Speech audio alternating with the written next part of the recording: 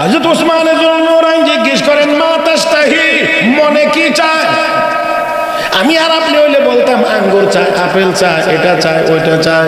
হযরত আব্দুল্লাহ ইবনে মাসউদ জবাব দিয়ে বলেন আমিরুল মুমিন, মনে চায়। আমি আপনাদেরকে জিজ্ঞেস করি আপনাদেরও কি মনে চায় নাকি চায় না?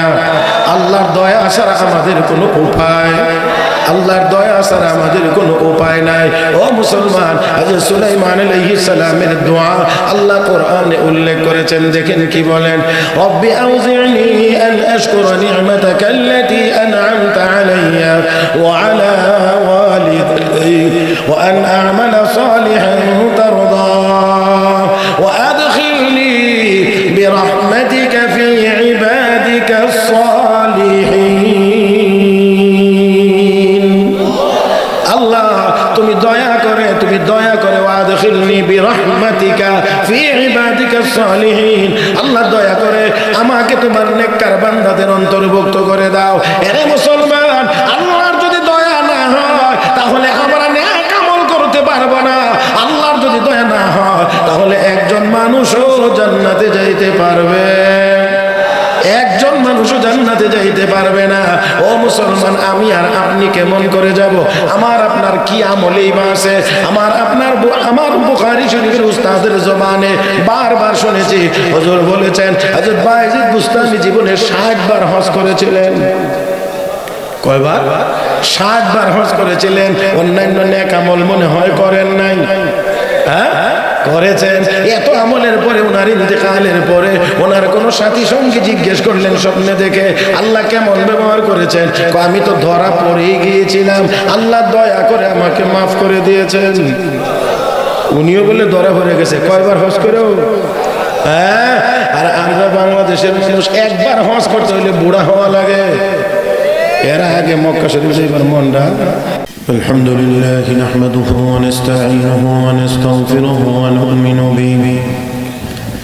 ونؤمن به ونتوكل عليه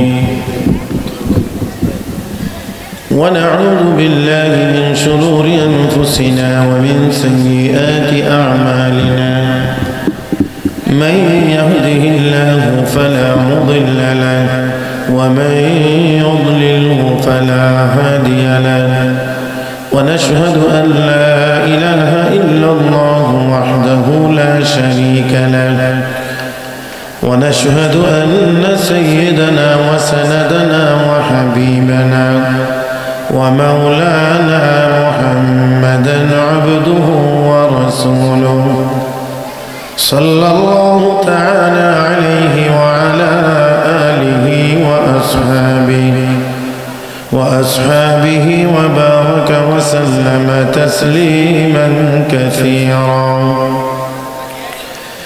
أما بعد فأعوذ بالله من الشيطان الرجيم. بسم الله الرحمن الرحيم.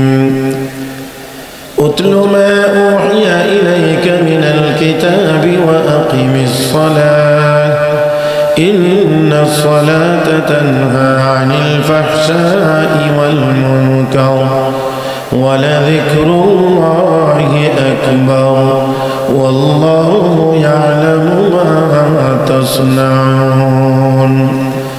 قال رسول الله صلى الله عليه وسلم إن هذه القلوب تصدأ كما يصدأ الحديد إذا أصابه الماء. قيل وما جلاؤها يا رسول الله؟ قال كثرة ذكر الموت وتلاوة القرآن. آمنت بالله صدق الله مولانا العظيم وبلغنا رسوله النبي الأمي الكريم ونحن على ذلك لمن الشاهدين والشاكرين والحمد لله رب العالمين. محبة الشتي شغل درود إبراهيم قري.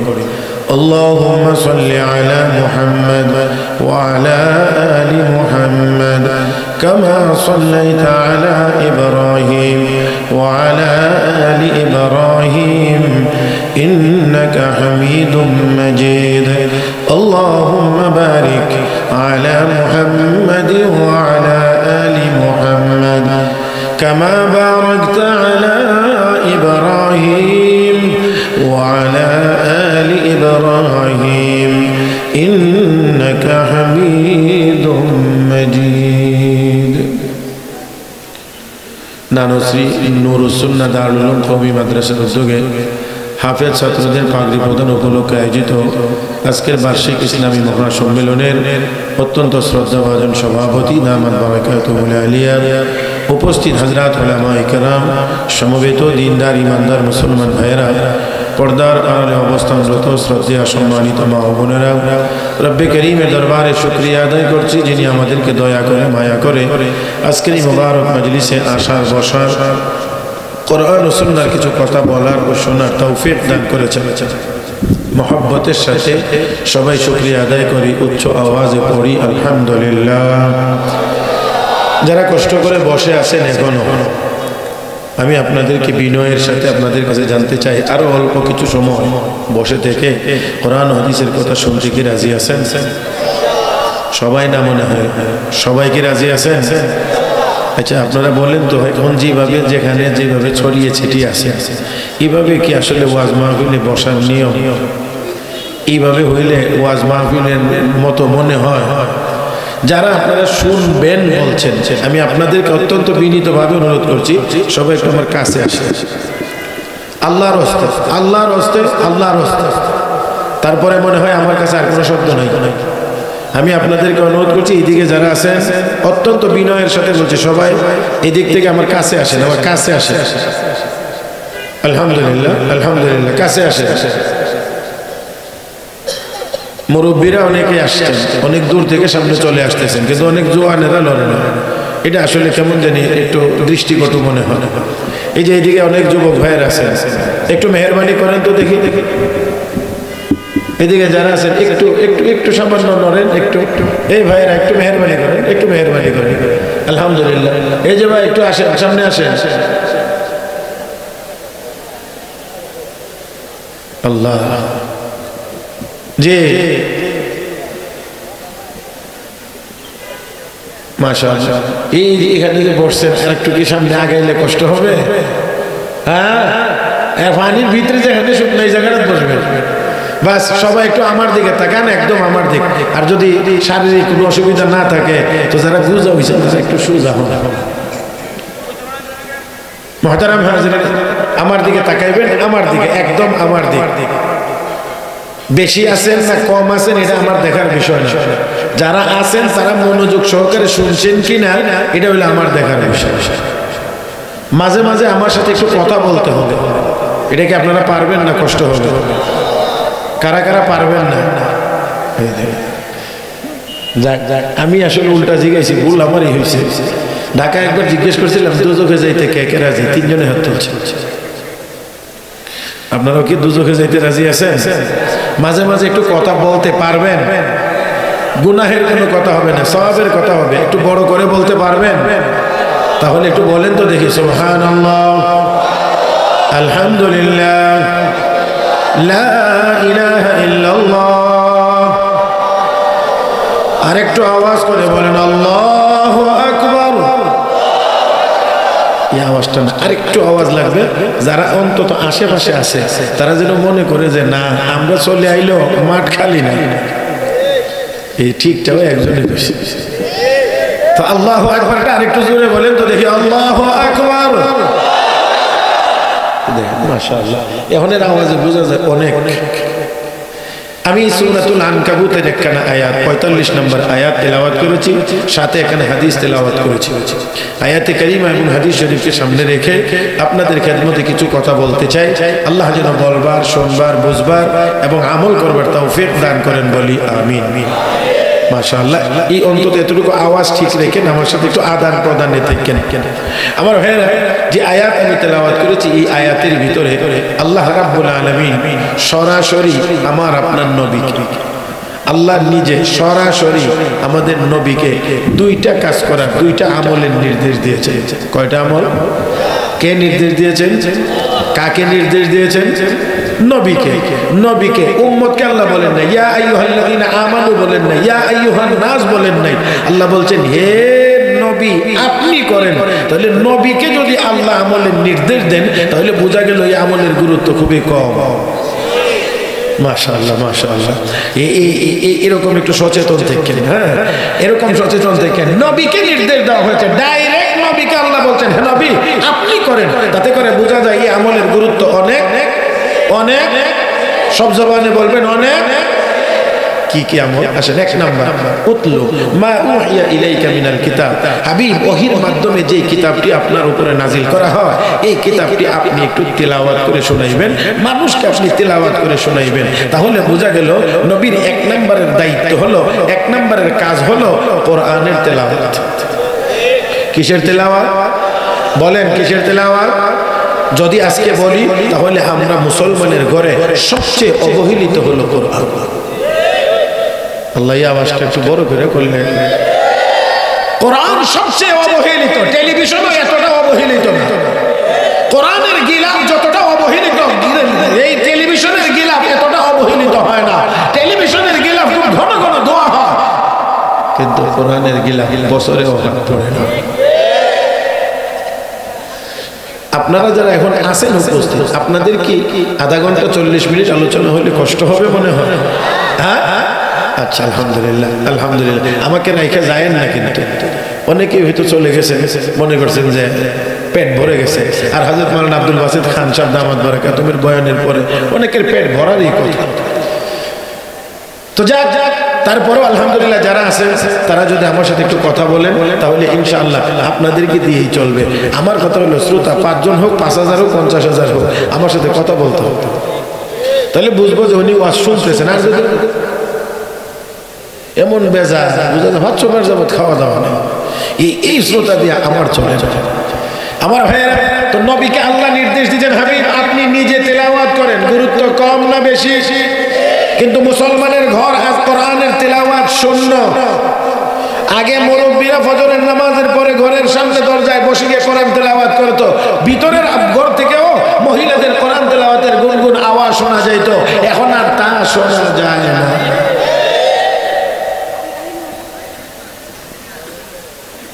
নবী কোরআন তেলাওয়াত করেছেন, দায়িত্ব যেহেতু আল্লাহ নির্দেশ দিয়েছেন, নবী কোরআন তেলাওয়াত করেছেন। মক্কার মানুষদেরকে তেলাওয়াত করে শোনাইছেন, নামাজে শোনাইছেন, নামাজের বাহিরেও শোনাইছেন। মুহতারাম হাজিরিন, আর এই তেলাওয়াত শুনে শুনে শুনে শুনে অসংখ্য অগণিত কাফের বেঈমান কালেমা পড়ে মুসলমান হয়েছে। সুবহানাল্লাহ। আর একটু জোরে। কি শুনে মুসলমান হইছে? বলেন না, কি শুনে মুসলমান হইছে? কোরআন তেলাওয়াত শুনে মানুষ মুসলমান হয়েছে। এই জন্য মক্কার কাফের বেঈমানরা নবীর কোরআনের তেলাওয়াতের বিরোধী ছিল। লিডারেরা, বিশেষ করে নেতারা বলতো মুহাম্মদের তেলাওয়াত যেন চলতে না পারে সেই ব্যবস্থা করতে হবে। যুবকদেরকে লেলিয়ে দিয়েছে, যেখানেই তেলাওয়াত করবে সেখানেই তোমরা হট্টগোল গন্ডগোল করবা, যাতে করে নির্বিঘ্নে মুহাম্মদ তেলাওয়াত করতে না পারে। আর এই হট্টগোল গন্ডগোলের কারণে যেন তেলাওয়াতের আওয়াজ কারো কানে ঢুকতে না পারে। ও মুসলমান, একটু ইনসাফের সাথে আওয়াজ করবেন, কোরআন কার কালাম? কোরআন কার কালাম? আরো মহব্বতে আল্লাহর নামটা বলি, কোরআন কার কালাম? নাজিল করেছেন আল্লাহ, হেফাজতের দায়িত্ব নিয়েছেন আল্লাহ। অতএব তেলাওয়াতে বাধা দিয়ে কেউ আটকায় রাখতে পারবে?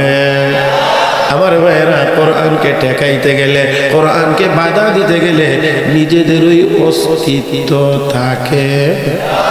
মাশাআল্লাহ মাশাআল্লাহ, বুঝছেন তো হইলে না? হ্যাঁ, ওই পাহাড় পাহাড় পাহাড় কত বড়! এই পাহাড়কে দেখে ছাগলের 2টা শিং আছে, কিন্তু এখন ছাগল যদি মনে করে আমার শিং আছে, গুতা দিয়া পাহাড় উড়াইল নাকি আপনার মতো হয়েছে নিচে?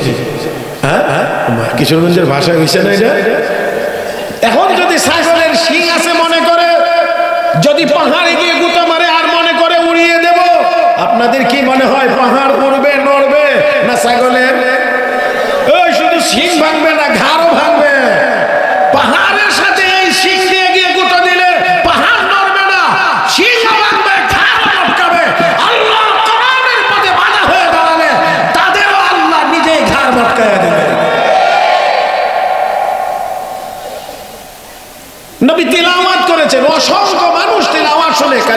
মুসলমান হয়েছে।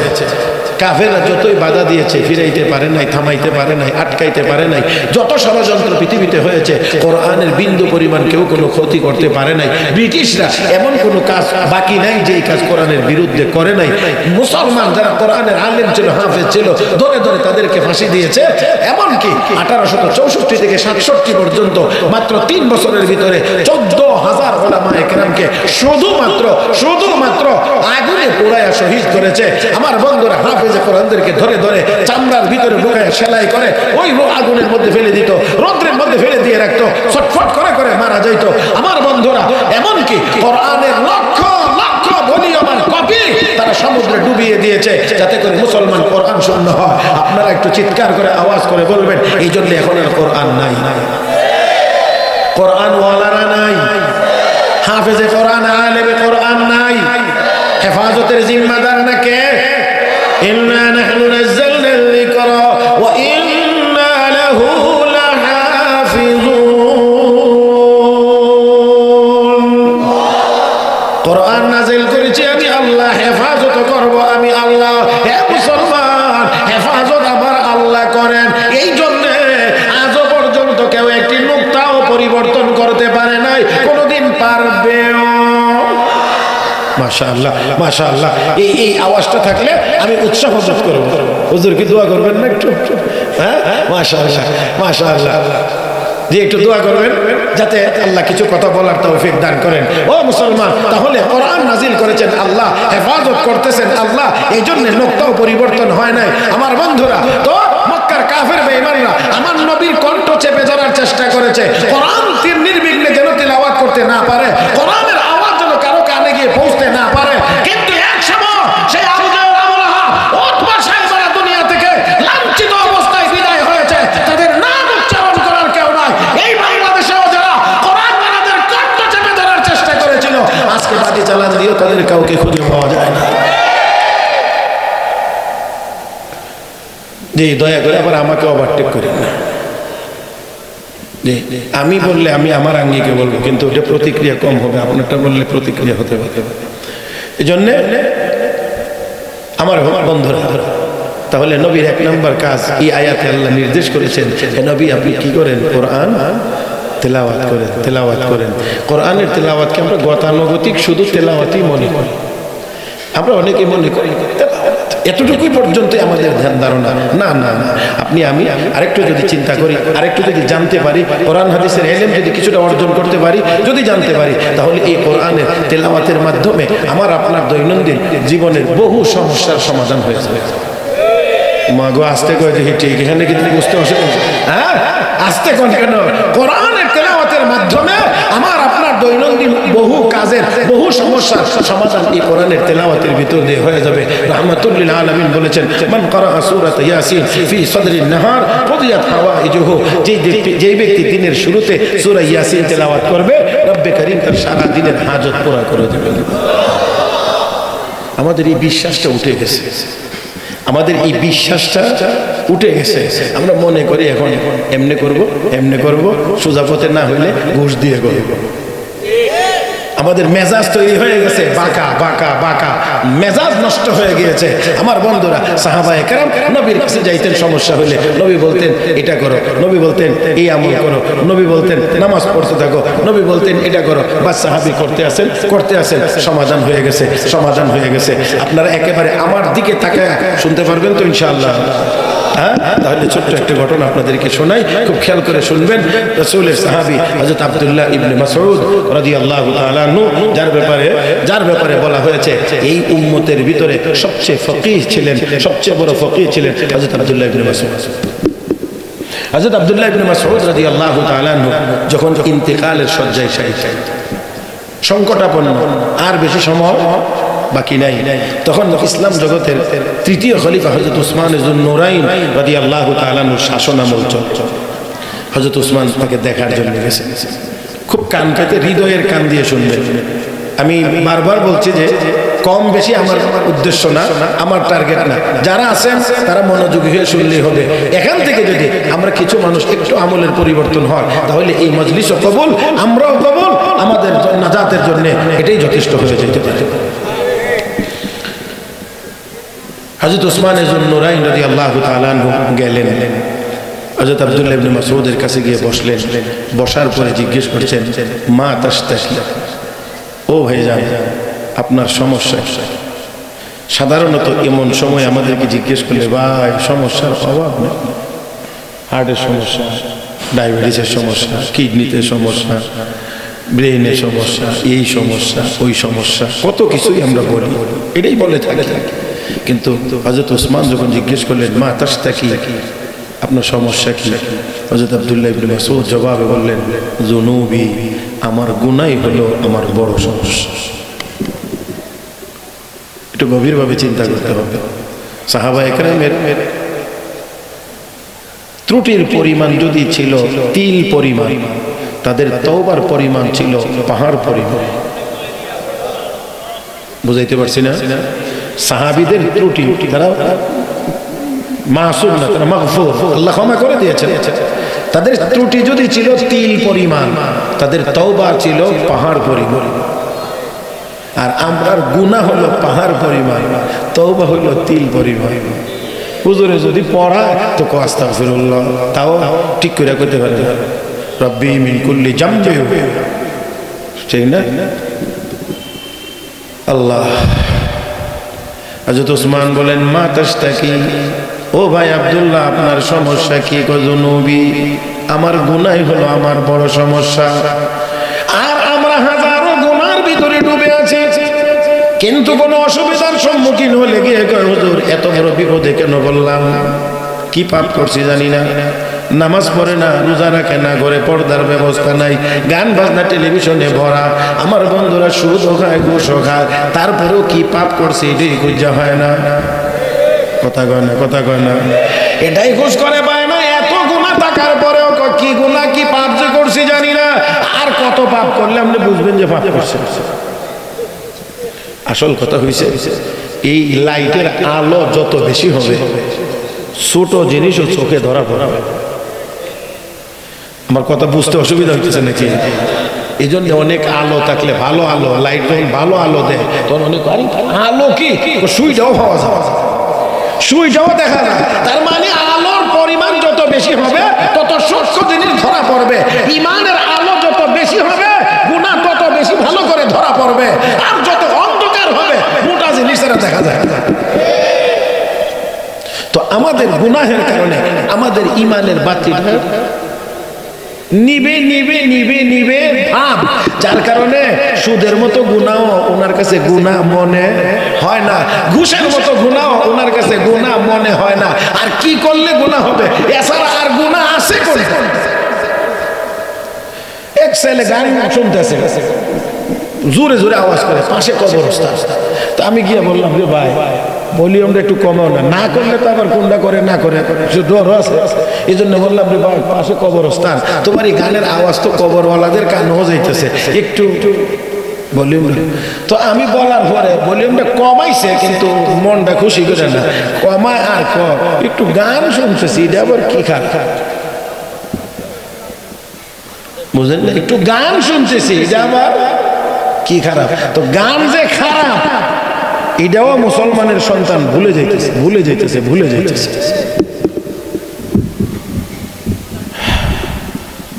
আর আমি আপনাদেরকে কতটুকু নিয়ে যেতে পারবো জানি না। আপনারা ওয়াজ তাফসীর মাহফিলে যাইতে যাইতে একটা পাখির নাম শুনছেন কোরআন শরীফে, এই পাখিটার নাম আছে, পাখিটার নাম হলো হুদহুদ। শুনছেন না? কোরআন শরীফে এই হুদহুদ নামটা আল্লাহ কোরআনের আয়াতে উল্লেখ করেছেন। وتفقد الطير فقال ما لي لا أرى الهدهد أم كان من الغائبين।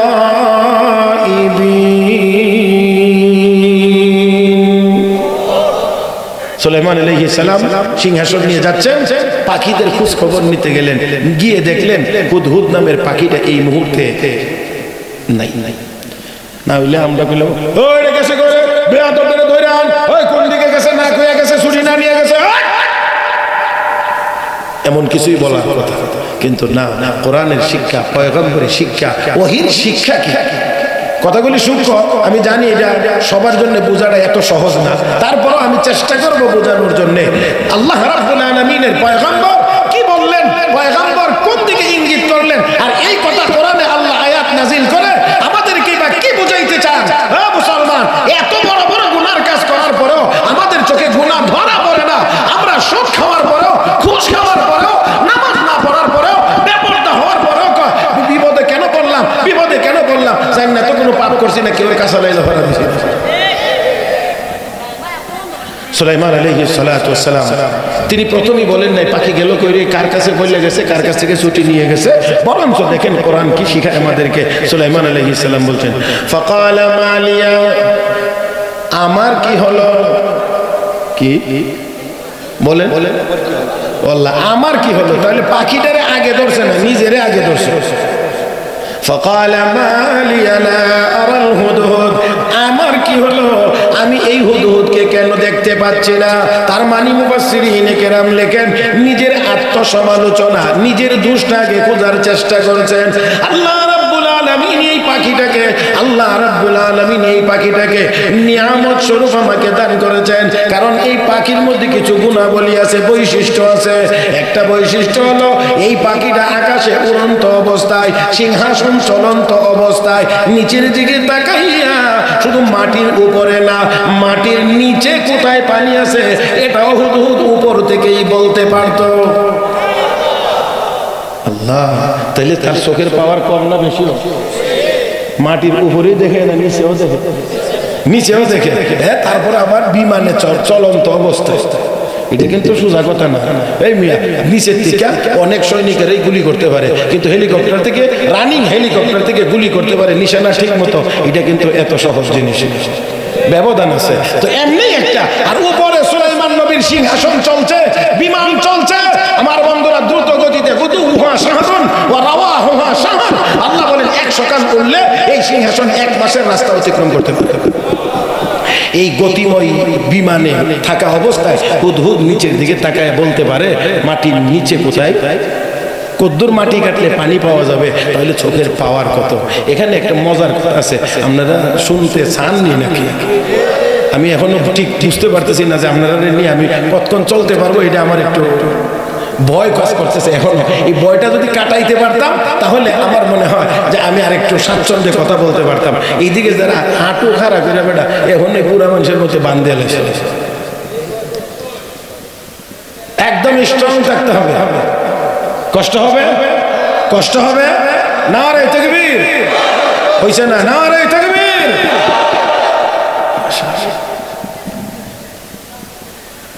এই হুদহুদ পাখি এত উপর থেকে শুধু মাটির উপরের পানি দেখে না, মাটির নিচের পানিও।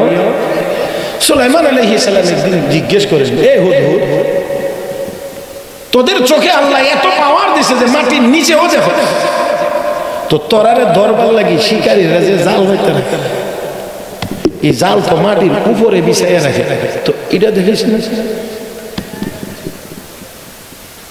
কথাটা খুব ইম্পর্টেন্ট করে। তোদেরকে ধরার জন্য শিকারীরা জাল পাতে, জাল তো মাটির উপরে পাতে, তুই তো তোরা তো মাটির নিচেও দেখো, এই শিকারীর জালে তোরা কেমনে আটকাবো? রাইসুল মুফাসসিরিন হযরত আব্দুল্লাহ ইবনে আব্বাস রাদিয়াল্লাহু তাআলা তিনিও বলেছেন, কিফিয়া ওয়াকাফ কাইফা ইয়ারাল হুদহুদ বাতিনাল আরদ ওয়া হুয়া লা ইয়ারাল ফাখা হিনা ইয়াকাউ ফিহি। দুনিয়ার বুদ্ধিমানেরা শিক্ষা গ্রহণ করে হুদহুদ থেকে, মাটির নিচের পানি দেখে, শিকারীর জাল দেখে না। সুলাইমান আলাইহিস সালাম জিজ্ঞেস করলেন, হুদহুদ, এই জালে তোরা কেমন ধরা পড়িস, আটকা পড়ে যাস কেমন করে? এটা তো উপরেই থাকে, এটা দেখিস না? দেখেন দেখেন হুদহুদ কি জবাব দেয়, কি চমৎকার জবাব। হুদহুদ আল্লাহর পয়গম্বর, ইযা জাআল কাদার আমিয়াল বাসার, যখন আল্লাহর চূড়ান্ত ফয়সালা চলে আসে তখন আর চোখ কাজ করে না। তার মানে কোনো জ্ঞান বুদ্ধি তখন আর মানুষের কোনো জ্ঞান বুদ্ধি, মাখলুকের কোনো জ্ঞান বুদ্ধি কাজ করে না। যার কারণে যারা ভাবতে শুরু করেছিল আগামী 50 সালের আগে আমরা আর কোথাও কোনো দিকে যাইতে হবে না, 45 মিনিটের ভিতরে আর খুঁজে পাওয়া গেল না।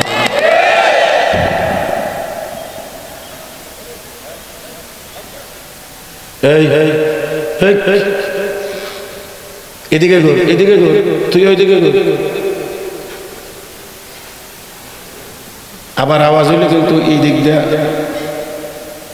বর্ডার পার করে দিবে।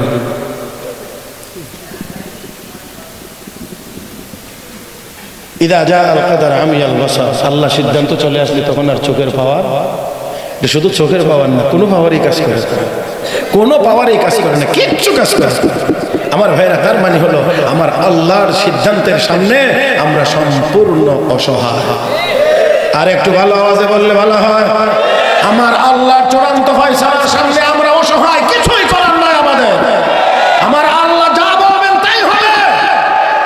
ইন্নামা আমরুহু ইযা আরাদা শাইআন আন ইয়াকুলা লাহু কুন ফায়াকুন। ফাসুবহানাল্লাযী বিয়াদিহি মালাকুতু কুল্লি শাইইন ওয়া ইলাইহি তুরজাউন।